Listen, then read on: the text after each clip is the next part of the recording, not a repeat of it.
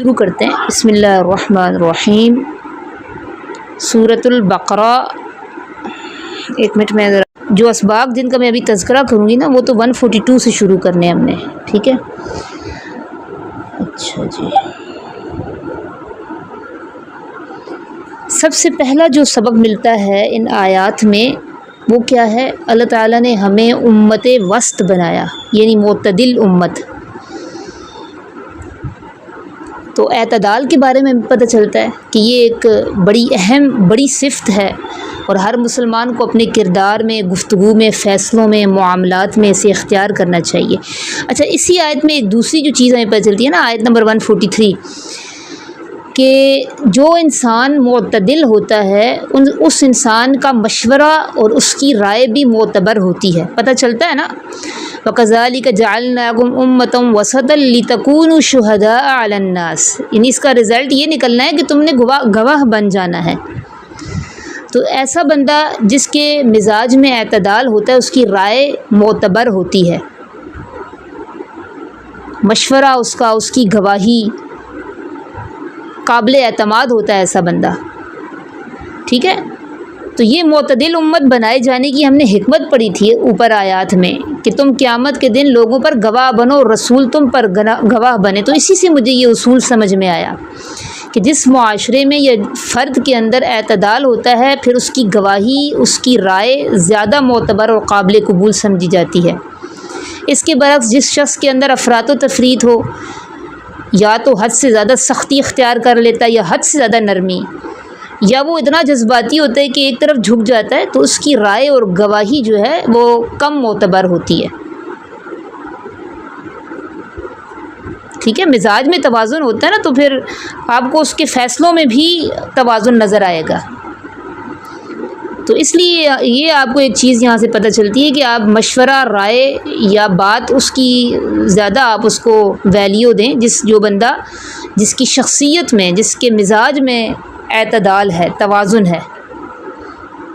اچھا، یہ اعتدال پیدا کیسے ہوتا ہے؟ یہ علم، شعور اور تربیت کے ذریعے انسان کے اندر آتا ہے۔ جتنا آپ کے اندر علمی پختگی آتی ہے نا اتنا ہی آپ کے اندر توازن، سنجیدگی اور اعتدال آتا ہے۔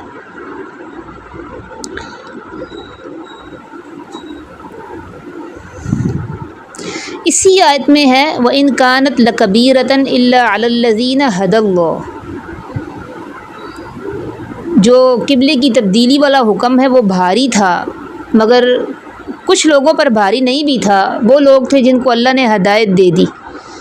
تو دیکھیں جن لوگوں کے مزاج میں فرما برداری ہوتی ہے نا پہلے سے، ان کا مزاج ایسا ہوتا ہے کہ وہ اللہ کے حکم کو پورا کرنے والے بن جاتے ہیں، تو وہ پھر پیش رہتے ہیں کہ بس کوئی حکم آئے اللہ کو ہم اس کو پورا کریں۔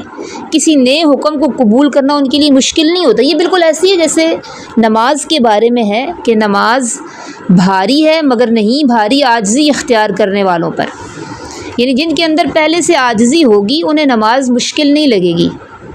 تو اسی طرح جس کے اندر پہلے سے ہی فرما برداری والا مادہ ہوگا نا اسے اللہ تعالیٰ کا کوئی بھی حکم ماننے میں مشکل نہیں ہوگی۔ جی میرے گیسٹ آئے ہوئے ہیں، میں پراپرلی سن نہیں پا رہی، میں ریکارڈنگ سن لوں، پھر میں ریڈ کر لوں؟ آپ نے بعد میں سننی ہے ریکارڈنگ؟ ہاں جی میں سن لوں گی، اس میں میرے گیسٹ آ گئے ہیں اچانک سے نا، تو پھر وہ ٹھیک ہے، ان کا پلان ہے تو وہ بک بھی تیاری کر رہے ہیں، ٹھیک ہے، ٹھیک پتہ نہیں انہوں نے آنا ہے۔ صحیح ہے، ٹھیک ہے، آپ لیفٹ کر دیں۔ اچھا، ایک اور جو ہمیں یہاں سے سبق ملتا ہے وہ یہ ملتا ہے کہ اکثریت ہمیشہ حق کی دلیل نہیں ہوتی، ٹھیک ہے؟ اگر حق واضح ہو جائے، لوگوں کی مخالفت، جو سمت پہ کھڑے ہوئے لوگ ہیں مخالفت سمت میں، وہ تعداد میں زیادہ ہوں یا اکثر انسان کو کسی وجہ سے شک میں مبتلا ہوں نا، تو یہ وہ حق کا معیار نہیں ہے۔ حق کا معیار اللہ کی وحی ہے، لوگوں کی رائے نہیں ہوتی۔ اور میں نے اس میں حضرت ابراہیم علیہ السلام کی سیرت کے حوالے سے بتایا تھا کہ کس طرح وہ ثابت قدم رہے تھے، پوری قوم کے مقابلے میں اکیلے تھے لیکن ڈٹے رہے تھے، ٹھیک ہے؟ یہ بالکل ایسے ہی ہے جیسے ایک مضبوط چٹان ہوتی ہے۔ مسلمان جو ہوتا ہے نا وہ خس و خاشاک کی طرح نہیں ہوتا کہ ہوا مخالفت کی چلے تو اس میں اڑ جائے یا تیز بہاؤ میں بہہ کر چلا جائے. خس و خاشاک جو ہوتا ہے وہ ذرا سا تیز ریلا آتا ہے تو بہہ کر چلا جاتا ہے. ذرا سی تیز ہوا چلتی ہے تو اس کی اپنی حیثیت ختم ہو جاتی ہے، ہواؤں کے سپرد کر دیتا ہے اپنے آپ کو. جبکہ مضبوط چٹانیں جو ہوتی ہیں نا وہ آندھیوں کا، طوفانوں کا مقابلہ کرتی ہیں، اپنی جگہ پہ قائم رہتی ہیں. تو ایک انسان کو بھی اسی طرح ہونا چاہیے، ہواؤں کے رخ پر نہیں، حق کے رخ پر چلنا چاہیے.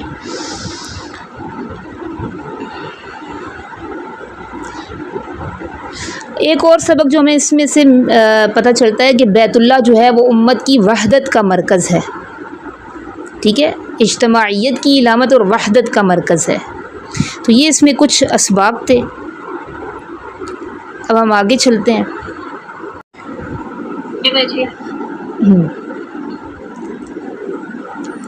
ہمارا آج کا سبق سورۃ البقرہ آیت نمبر 151 سے شروع ہوگا. کما جیسا کہ ارسلنا بھیجا ہم نے فیکم تمہیں میں رسولاً ایک رسول، فیکم تم میں رسولاً ایک رسول منکم جو تمہیں میں سے ہے. یتلو وہ پڑھتا ہے علیکم تم پر آیاتنا آیات ہماری، ویزکیکم اور وہ تزکیہ کرتا ہے تمہارا، ویعلمکم اور وہ تعلیم دیتا ہے تمہیں الکتابہ کتاب کی، والحکمت اور حکمت کی، ویعلمکم اور وہ تعلیم دیتا ہے تمہیں ما لم تکونوا تعلمون جو نہیں تھے تم جانتے. نوٹ کریں. گزشتہ 2 رکوع میں اللہ تعالیٰ امت محمدیہ کو اللہ نے جو نعمتیں دیں وہی بیان ہو رہی ہیں نا. ایک تو بیت اللہ کو قبلہ اللہ تعالیٰ نے مقرر کر دیا، یہ اللہ کی ایک نعمت تھی، اور اس کو اللہ نے خود کہا کہ میں نے یہ قبلہ اس لیے مقرر کیا کہ تم پر نعمت تمام کر دوں. ٹھیک ہے، تو اب ایک اور نعمت کا اللہ تعالیٰ تذکرہ فرما رہے ہیں. وہ کیا نعمت ہے؟ نبی پاک صلی اللہ علیہ وسلم کی بعثت. جس طرح بیت اللہ کو قبلہ بنا کر اپنی نعمت پوری کی اللہ تعالیٰ نے، اسی طرح ہم میں سے ایک رسول، عربوں میں ایک رسول بھیجا جو عربوں میں سے ہی تھا. تو یہ بھی اللہ تعالیٰ کا بہت بڑا احسان ہے کہ اس نے کسی فرشتے یا کسی اجنبی قوم کے فرد کو نہیں بنایا، بلکہ انسانوں میں سے اللہ نے ایک رسول مبعوث کیا تاکہ لوگ اس کی بات کو سمجھ سکیں، ان کے کردار کو دیکھ کر ان کو فالو کر سکیں.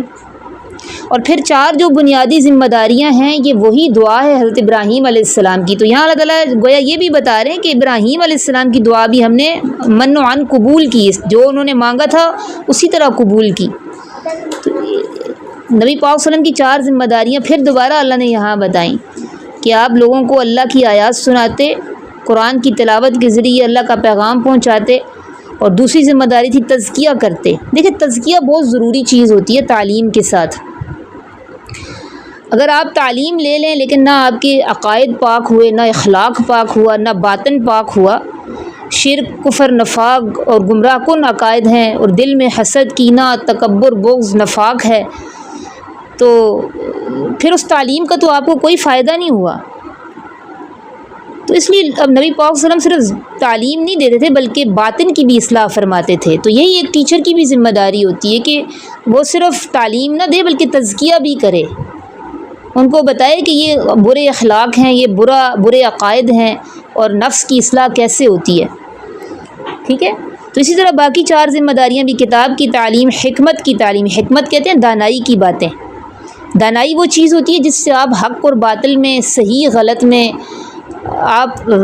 صحیح غلط کا آپ فیصلہ کر سکتے ہیں، فرق کر سکتے ہیں. ٹھیک ہے، حکمت کیا ہوتی ہے؟ حکمت ایسی عقل مندی والی باتیں، ایسی بصیرت والی باتیں جس سے آپ حق اور باطل، صحیح اور غلط میں فرق کر سکتے ہیں، خیر اور شر میں فرق کر سکتے ہیں.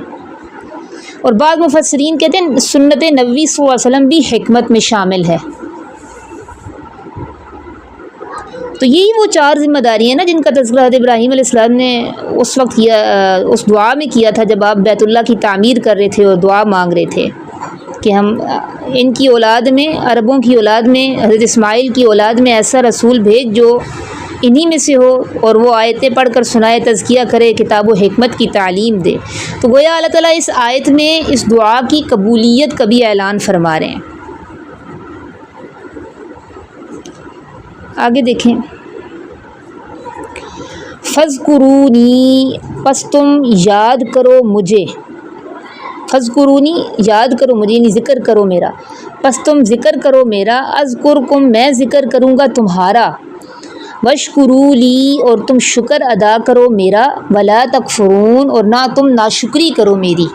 یہ میری کا ترجمہ میں یہ تکفرونی نون کے نیچے جو زیر آ رہی ہے نا، یہاں سے کر رہی ہوں، یہ اس کے بعد اصل میں تھی یا یہاں پہ محذوف ہے، اس کا پتہ ہمیں اسی سے چل رہا ہے کہ نون کے نیچے کسرہ آئی ہے، ولا تکفرونی اور نہ تم ناشکری کرو میری۔ نوٹ کریں، جب آپ کے پاس اللہ کی طرف سے کوئی نعمت آئے تو اس نعمت کا تقاضا کیا ہوتا ہے؟ اللہ کی نعمتیں، ہاں شکر ہوتا ہے نا، نعمتوں کا تقاضا شکر گزاری ہوتا ہے۔ تو جب کعبہ بھی افضل مل گیا، کتاب بھی مل گئی، نبی بھی مل گیا، تو گویا تمام ہو گئی نا ساری عظیم نعمتیں، سب نعمتیں تمام ہو گئیں۔ تو ان نعمتوں کا تقاضا کیا ہے؟ شکر گزاری۔ اس لیے پھر آیت نمبر 152 میں اللہ تعالیٰ شکر ادا کرنے کا طریقہ سکھا رہے ہیں۔ کیسے؟ فَاذْكُرُونِی اذْكُرْکُم، مجھے یاد کرو میں تمہیں یاد کروں گا۔ اچھا، یہاں سے نا اب آیت نمبر 52 سے کچھ اسلام کے وہ بیسک اصول اللہ تعالیٰ ہمیں بتا رہے ہیں جو اگر انسان اپنا لے تو اس کے اندر تہذیب اور شائستگی پیدا ہوتی ہے، ٹھیک ہے، یعنی انسان کلچرڈ بنتا ہے۔ وہ اصول وہ کون سے ہیں؟ وہ 5 اصول ہیں، ذکر ہے، شکر ہے، اس کے بعد صبر ہے، پھر دعا ہے، اور پھر آخر میں شاعر اللہ کی تعظیم۔ یہ 5 اصول ہم اگلی آیات میں پڑھیں گے، یہ اس آیت سے شروع ہو رہے ہیں 152 سے، فَاذْكُرُونِی سے آگے شاعر اللہ کی تعظیم، ٹھیک ہے۔ تو یہ 5 اصول، یہ اصول کیا کہلاتے ہیں؟ اسلام کے اصول یہ کیا کہلاتے ہیں؟ یہ انسان کے اندر تہذیب، شائستگی اور روحانی عظمت پیدا کرتے ہیں، ٹھیک ہے۔ اس لیے ان کو کہتے ہیں تہذیب نفس کے 5 بڑے اصول۔ کیا کہتے ہیں؟ تہذیب نفس کے 5 بڑے اصول، یعنی یہ اصول ہیں جو آپ کو مہذب، وقار، پروقار اور اللہ کے ہاں پسندیدہ بنائیں گے۔ جدید دنیا تو اس کو کلچر نہیں کہتی، تہذیب جو جدید دنیا کا تہذیب کا تصور ہے اور اسلام کی تہذیب کا تصور ہے، اس میں بہت فرق ہے۔ جدید دنیا کس کو کلچرڈ کہتی ہے؟ جدید دنیا میں مہذب انسان کس کو سمجھا جاتا ہے؟ 2 چیزیں ہیں پیش نظر آج کی تہذیب کے، ایک پیٹ اور دوسرا خواہش۔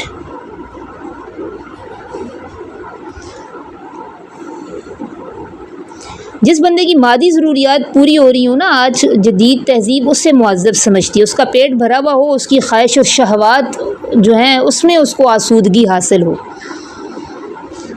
آپ ان کے مفکرین کو سن رہے ہیں، ان کے جو اسکالرز ہیں آپ ان کو سن لیں، وہ انہی 2 چیزوں تک انہوں نے انسانی زندگی کو محدود کیا ہوا ہے۔ کارل مارکس نے انسان کے جو بنیادی مسائل ہیں اس نے کہا ہے وہ معاشی ضرورت اور روٹی کا مسئلہ حل ہو جائے تو انسان کے مسائل حل ہو جاتے ہیں، جبکہ فرائڈ جو ہے وہ کہتا ہے انسانی نفسیات کا مرکز جنسی خواہشات ہیں، یہ پوری ہو جائے نا تو پھر انسان کے مسائل حل ہو جاتے ہیں۔ تو جو جدید تہذیب ہے وہ تو آپ کو پیٹ اور شہوت کے گرد گھومتی نظر آتی ہے۔ اس لیے تو مولانا مناظر احسن گیلانی رحمہ اللہ نے اس طرز فکر کو، اس کلچر کو ڈونکی کلچر کہا ہے۔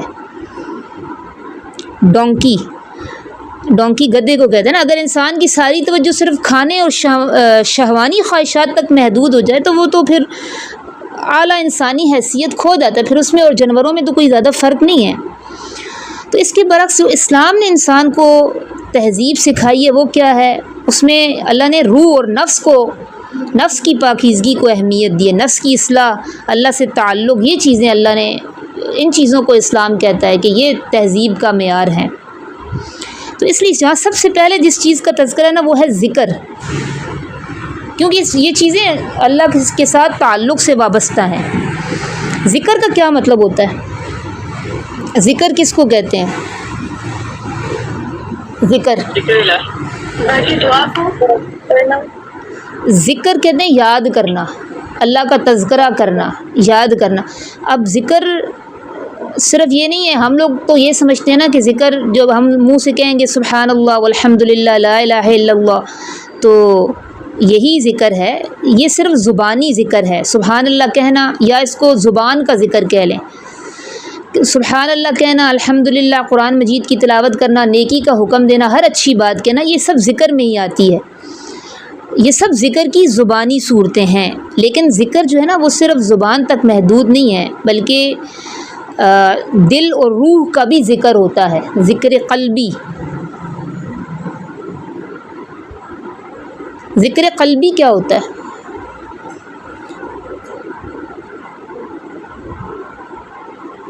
دل کا ذکر، دل سے یاد کرنا. ہاں، اللہ کو دل سے یاد کرنا. دل سے آپ کیسے یاد کرتے ہیں؟ جب آپ دنیا کے جتنے بھی خیالات ہیں نا ان کو نکال کر پورے فوکسڈ ہو کر اللہ کی یاد میں مشغول ہوتے ہیں تو یہ ذکر قلبی کہلاتا ہے. اور علماء نے ذکر قلبی کو افضل ذکر قرار دیا ہے، ٹھیک ہے، کیونکہ اس میں انسان کا دل پوری طرح اللہ کی طرف متوجہ ہوتا ہے نا. اور پھر دوسرا، آپ جب اللہ کے نعمتوں میں غور و فکر کر رہی ہوتی ہیں، کائنات میں غور و فکر کر رہی ہوتی ہیں، یہ بھی ذکر قلبی کی ایک صورت ہوتی ہے. اور اس کی ایک بہترین صورت دعا ہوتی ہے. دعا میں آپ جتنا فوکس ہوتے ہیں نا اتنا ہی آپ کا اللہ کے ساتھ کنیکشن ہوتا ہے، تعلق بنتا ہے. ہر طرف سے آپ کی توجہ ہٹ کر مکمل انہماک کے ساتھ اپنے رب کو پکار رہی ہوتی ہیں. تو یہ بھی دل کے ذکر کی ایک کیفیت ہوتی ہے، دل کے ذکر کا ایک طریقہ ہوتا ہے، ایک صورت ہوتی ہے. اس لیے تو دعا کو عبادت کا مغز کہا گیا.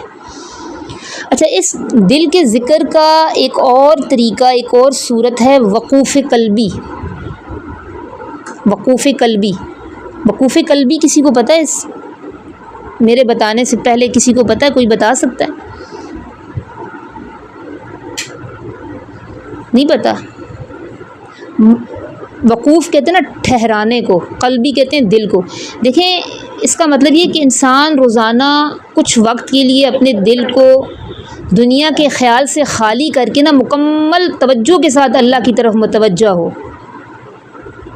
بالکل کوئی خیال اس کو دنیا کا نہ آئے، مکمل توجہ صرف اللہ کی طرف ہو. اس کو کہتے ہیں وقوف قلبی. ابتدا میں یہ 1 منٹ، آدھا منٹ یا چند لمحے کے لیے بھی ہو اتنا بھی کافی ہے. اور پھر آہستہ آہستہ آپ فوکس کر کے نا اس کا دورانیہ آپ بڑھا بھی سکتی ہیں، ٹھیک ہے.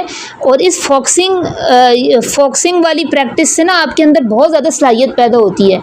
فوکسنگ ایبیلٹی پیدا کرنے کے لیے تو اب تو آپ کو سائنس اور نفسیات بھی بہت سارے طریقے بتا رہی ہوتی ہے، لیکن ہمارے پاس بہترین طریقہ دعا ہے، نماز ہے. نماز میں ہم جب ترجمے کی طرف دھیان لگائیں گے تو ہمارے اندر یہ ایبیلٹی پیدا ہوتی ہے، فوکسنگ ایبیلٹی، ٹھیک ہے. اور وقوف قلبی بھی اس کا ایک طریقہ ہوتا ہے. اس سے کیا ہوتا ہے؟ آپ لمحہ موجود میں رہتے ہیں.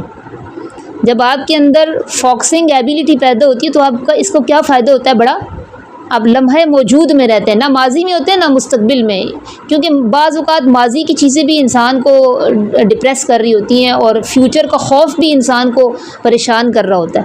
یہ ضروری ہوتا ہے کہ آپ لمحہ موجود میں رہیں. تو لمحہ موجود میں رہنے کے لیے ضروری ہے کہ آپ فوکسڈ ہوں، آپ کے اندر فوکسنگ ایبیلٹی ہو. تو یہ چیزیں جو ہے نا وقوف قلبی، یہ بھی آپ کے اندر یہ صلاحیت پیدا کرتی ہے.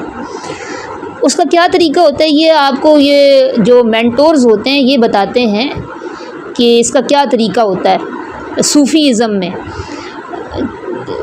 کہ کچھ وقت کے لیے بالکل اپنے دماغ کو دنیا کے خیال سے نکال کر صرف اللہ کی طرف متوجہ ہونا. اس کو کہتے ہیں وقوف قلبی. میں نے بتایا جی، بتائیں.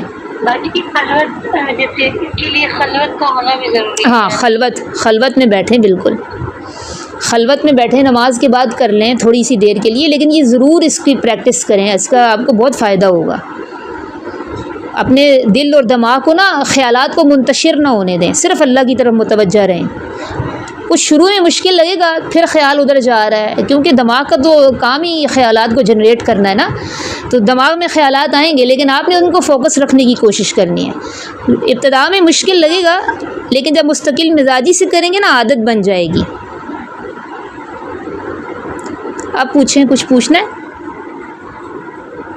جی میں کہہ رہی تھی کہ یہ مراقبہ کرنا یہ ہاں بھی چیز ہوتی ہے. مراقبہ، جی مراقبہ کرنا، یہ بھی اس سے بھی فوکسنگ ایبیلٹی جو ہے انسان کی بہتر ہوتی ہے. اس کا نتیجہ بہت اچھا نکلتا ہے، دل آپ کا زندہ ہونا شروع ہو جاتا ہے، اللہ کا قرب حاصل ہوتا ہے، روحانی سکون نصیب ہوتا ہے. ٹھیک ہے،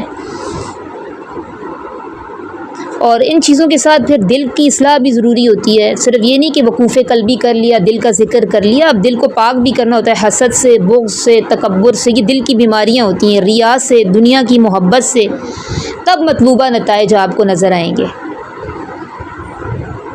اور اس کے لیے 2 محنتیں ضروری ہوتی ہیں دل کو پاک کرنے کے لیے. ایک تو نفس امارہ کو نفس مطمئنہ بنانے کی کوشش، اور دوسرا دل کو قلب سلیم بنانے کی کوشش. اور یہ اب پھر بہت لمبا آگے چلا جائے گا، اس لیے ہم پھر واپس اپنے ٹاپک کی طرف آتے ہیں.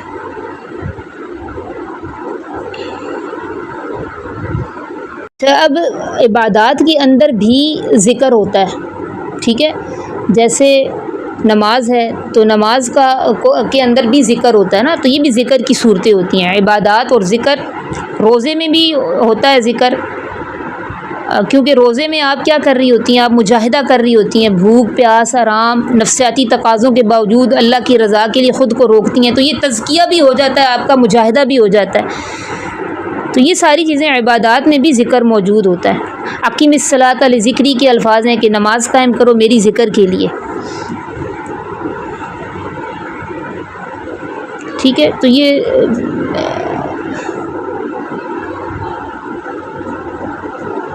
ذکر کے طریقے تھے، ذکر قلبی اور ذکر لسانی.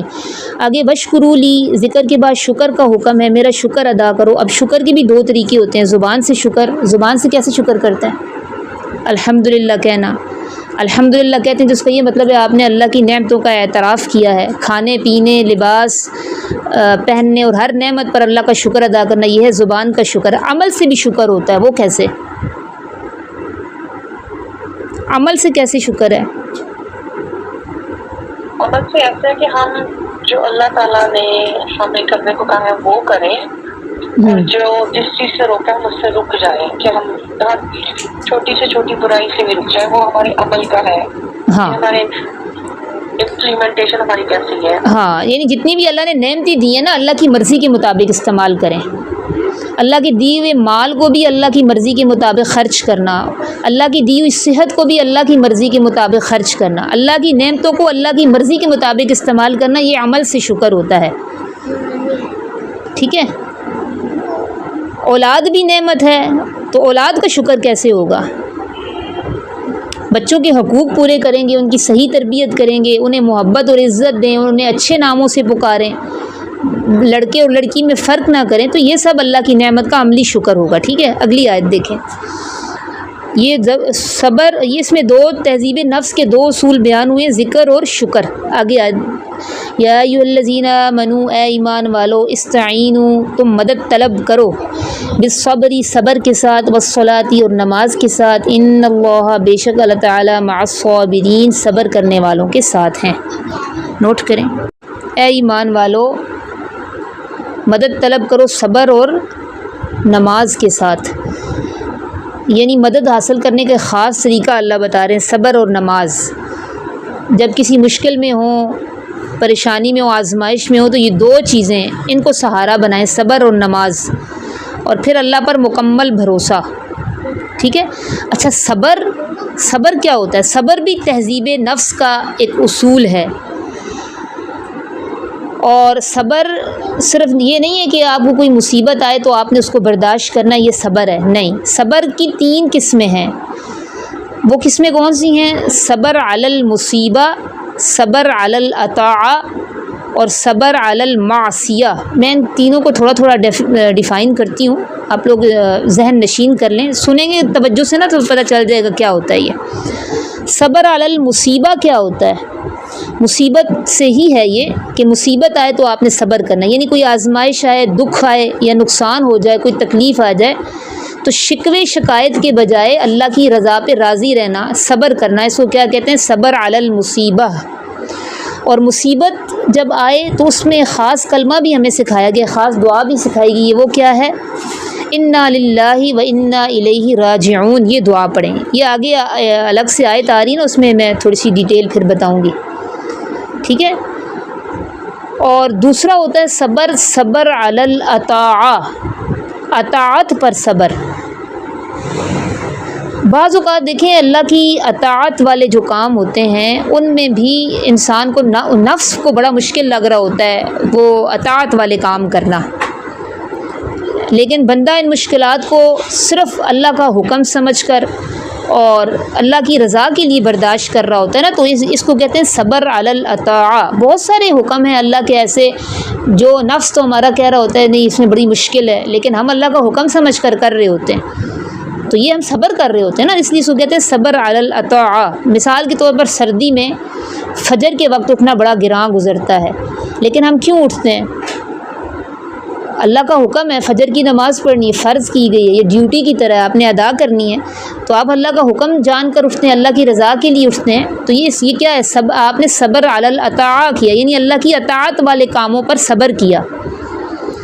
اسی طرح سردی میں وضو کرنا یہ بھی مشکل ہے۔ جہاد فی سبیل اللہ ایک مشقت والی عبادت ہے، لیکن لوگ کرتے ہیں، کیوں کرتے ہیں؟ بھئی اللہ کا حکم ہے اور اللہ کی رضا کے لیے۔ اسی طرح حج اور عمرہ، اس میں بھی بہت ساری جسمانی تکالیفیں ہوتی ہیں انسان کو۔ صحابہ کے دور میں تو زیادہ مشکلات تھیں، اب تو بہت آسانیاں ہو گئی ہیں، لیکن پھر بھی حج اور عمرہ جو ہے نا قدر مشکل عبادات ہیں۔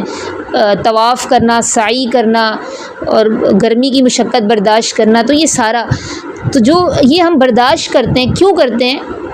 اللہ کی محبت میں، اللہ کی رضا کے لیے، تو یہ ہم صبر کر رہے ہوتے ہیں، اس کو کہتے ہیں صبر علی الاطاعہ، ٹھیک ہے۔ سب اللہ کے اطاعت والے کاموں میں صبر ہے، جس میں ہم نفس کو قابو میں رکھ کے اللہ کے حکم پر عمل کر رہے ہوتے ہیں، اس لیے اس کو کیا کہتے ہیں؟ صبر علی الاطاعہ۔ تو یہ دوسرا صبر ہے، اور اس کا ہم ہر روز ہم کبھی نہ کبھی زندگی میں یا ہر روز بھی ہمیں ان تمام قسم کے صبروں سے گزرنا پڑتا ہے۔ تیسرا صبر ہے صبر عن المعصیہ، گناہوں سے بچنے کا صبر۔ یہ کیسا صبر ہوتا ہے؟ آپ کے پاس گناہ کا موقع ہے، جذبہ ہے اور نفس برائی کی طرف کھینچ رہا ہے، لیکن اللہ کے خوف سے وہ نہیں کر رہی، اپنے نفس کو روک کر رکھا ہوا ہے، تو اس کو کہتے ہیں صبر عن المعصیہ، گناہوں سے بچنے کے لیے صبر کرنا۔ یہ بھی صبر ہوتا ہے، اس پہ بھی آپ کو اجر مل رہا ہوتا ہے، ٹھیک ہے۔ مثال کے طور پر کسی جوانی کا دور ہے، جذبات ہیں، غیر محرم سے بات کرنے کا دل کر رہا ہے اور سورسز بھی بہت زیادہ ہیں، لیکن آپ نہیں کرتی، رک جاتی ہیں، اپنے نفس کو قابو میں رکھتی ہیں، تو یہ آپ نے کیا کیا؟ صبر عن المعصیہ، گناہ سے بچنے کے لیے صبر کیا، ٹھیک ہے۔ تو جتنے بھی گناہ کے کام ہیں نا ان کو آپ نہیں کرتی، آپ رکی۔ اس کی سب سے بہترین مثال ہمیں حضرت یوسف علیہ السلام کی سیرت میں بھی ملتی ہے، ٹھیک ہے۔ موقع تھا آپ کے پاس، جوانی تھی، تنہائی تھی، لیکن آپ نے پھر بھی بند دروازوں کی طرف آپ دوڑ پڑے تھے، تو یہ بھی آپ کے صبر کی اور گناہ سے بچنے والے صبر کی ایک بہترین آپ کی مثال ہے۔ یہ صبر سب سے زیادہ مشکل ہے، صبر علی المعصیہ، ٹھیک ہے، لیکن سب سے زیادہ اجر والا صبر ہے، کیونکہ اس میں انسان اپنے نفس اور شیطان دونوں سے مقابلہ کر رہا ہوتا ہے۔ جب کوئی گناہ کے کام پر ابھار رہا ہو نا دل، تو صرف دل نہیں ابھار رہا ہوتا، ساتھ شیطان بھی ہوتا ہے، دو بڑی دشمن ہوتے ہیں، لیکن آپ ان دونوں کی مخالفت کر رہی ہوتی ہیں، تو یہ آپ کی بہادری کی علامت ہے۔ حدیث میں ایسے ہی بندے کو بہادر کہا گیا ہے، تو یہ مشکل ہے، لیکن اس پہ اجر بہت زیادہ ہے۔ اچھا، دوسرا ہے نماز کے ذریعے مدد۔ اللہ تعالیٰ نے صبر کے ساتھ نماز کا ذکر کیا، تو نماز کی بہت سارے فائدے ہوتے ہیں، صرف طہارت کا ذریعہ نہیں ہے بلکہ اللہ سے تعلق مضبوط ہوتا ہے، اور بھی اس کے بہت سارے فائدے ہیں۔ تو انسان کے اندر یعنی نماز بھی تہذیب اور شائستگی پیدا کرتی ہے، تنظیم آپ کو نماز میں نظر آئے گی، شخصیت کو منظم بناتی ہے نا، ایک ٹائم پہ پڑھنا اور وقت کی پابندی کے ساتھ پڑھنا، مقررہ وقت پہ پڑھنا، وقت کی پابندی کے ساتھ پڑھنا، اور اس کے پہلے طہارت حاصل کرنا، تو یہ ساری چیزیں یہ کیا انسان کو مضبوط بھی بناتی ہیں اور اس کو مہذب بھی بناتی ہیں۔ چلیں آگے دیکھیں.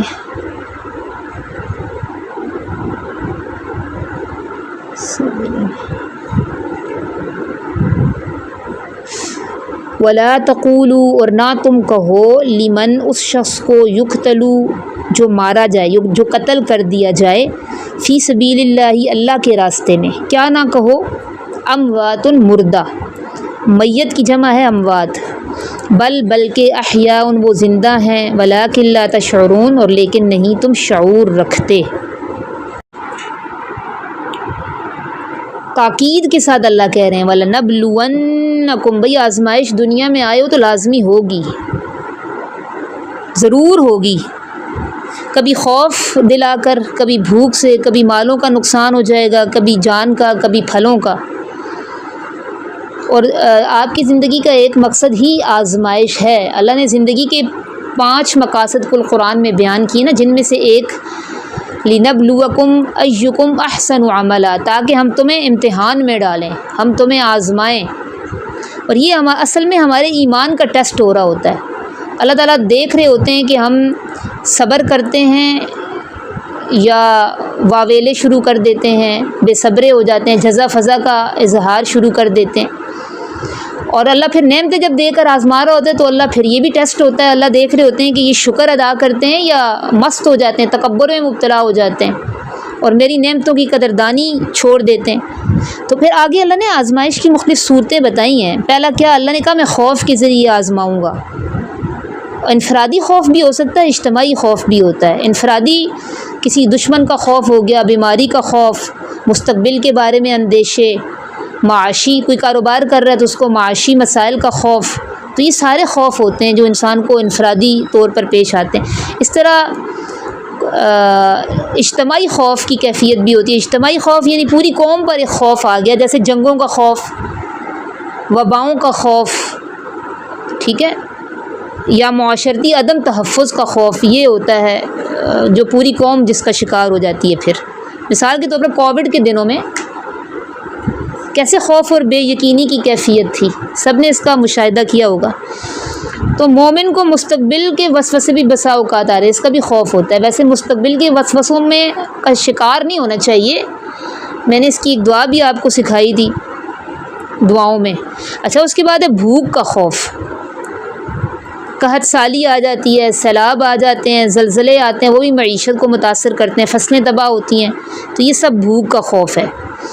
اس کے بعد نقص من الاموال, مال کا خوف. مالوں پہ آتی ہے نا آزمائش, کبھی کاروبار میں نقصان ہو گیا, کوئی حادثہ ہو گیا, اس میں مال چلا گیا, چوری ہو گیا, مال ضائع ہو گیا, بیماری آ گئی, اس پر خرچ ہو گیا, ٹھیک ہے. تو یہ سارے مال کے آزمائشیں ہیں. جانوں کا خوف, عزیز و اقارب میں سے کسی کی وفات کا ہونا, ٹھیک ہے. اور جان کی آزمائش یہ بھی ہوتی ہے, بیماری آ جائے تو یہ بھی جان کی آزمائش ہوتی ہے. جسمانی کمزوری, ٹھیک ہے, اور کوئی جانی نقصان. اچھا, پھلوں والثمرات, اور پھلوں کی طرف سے آزمائش. پھل, فصلیں, پیداوار, اس کا بھی تو نقصان ہوتا ہے نا. کبھی بارشیں نہ ہوں تو دیکھیں گندم کا نقصان ہوتا ہے, اولے پڑ جائیں تو یہ اس سے بھی فصلوں کا نقصان ہوتا ہے. تو یہ سب بھی اللہ کی طرف سے ایک آزمائش ہے. ان آزمائشوں کا مقصد کیا ہوتا ہے کہ اللہ تعالیٰ ان آزمائشوں سے انسان کو تکلیف نہیں دیتے, بلکہ اس کے ایمان, صبر اور اللہ پر اعتماد اس کا مضبوط ہوتا ہے. کہتے ہیں نا مشکلیں اتنی پڑی مجھ پر کہ آسان ہو گئیں. تو انسان کا ایمان, اللہ کے ساتھ تعلق انسان کا اور بڑھ جاتا ہے. اللہ پہ توکل انسان سیکھتا ہے, انسان کا اللہ پر اعتماد مضبوط ہوتا ہے. تو اس لیے جب یہ آزمائش آئے تو انسان اس کو وقتی سمجھے, کیونکہ یہ دنیا ہے, اس میں کسی چیز کو بھی بقا نہیں ہے. کوئی چیز ہمیشہ کے لیے نہیں ہے. اگر آج آپ کے پاس نعمتیں ہیں تو ہو سکتا ہے کل یہ نہ رہیں. تو جب آزمائش آئے نا تو اللہ کی رضا پہ اور اس کے فیصلوں پر راضی رہنا چاہیے, اعتراض نہیں کرنا چاہیے. وبشر الصابرین, اور آپ خوشخبری سنا دیں صبر کرنے والوں کو. سبحان ربک رب العزت عما یصفون وسلام علی المرسلین والحمد للہ رب العالمین. اچھا, آگے پھر اللہ نے بتایا صبر کرنے والے کون سے لوگ ہوتے ہیں. ٹھیک ہے, یہ 2 آیات بھی پڑھنی تھی لیکن اب ٹائم پورا ہو گیا. آپ لوگ ایسا کریں، یہ جو میں نے ریکارڈنگ بھیجی تھی نا، یہ بھیجی تو میں نے مریم کے لی تھی، مریم کہہ رہی تھی ہمارے آج نیٹ چلا جائے گا، تو اس کو نا دوبارہ سن کے جو آگے 2 آیات رہ گئی ان کو بھی آپ نوٹ کر لیں، اس میں تفسیر نہیں ہے، صرف ترجمہ ہی ہے، ٹھیک ہے؟ بلکہ یہ اتنا اہم پوائنٹس ہیں نا اس میں کہ آپ اس کو دوبارہ سنیں تو یہ زیادہ بہتر رہے گا، کچھ اور پوائنٹس آپ نوٹ کر سکیں گے۔ ویسے بھی 2 چھٹیاں